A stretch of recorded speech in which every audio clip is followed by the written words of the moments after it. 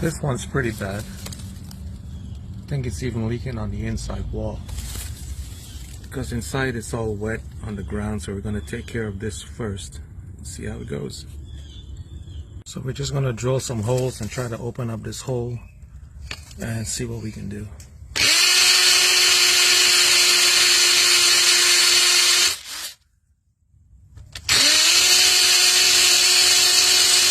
After some precise surgery, we got enough to take it and unsolder it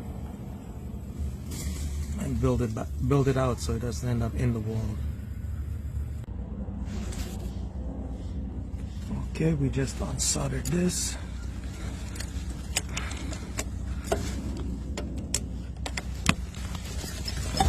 That's it.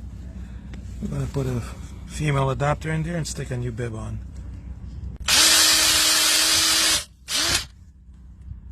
All soldered up the best we can do in that tight spot.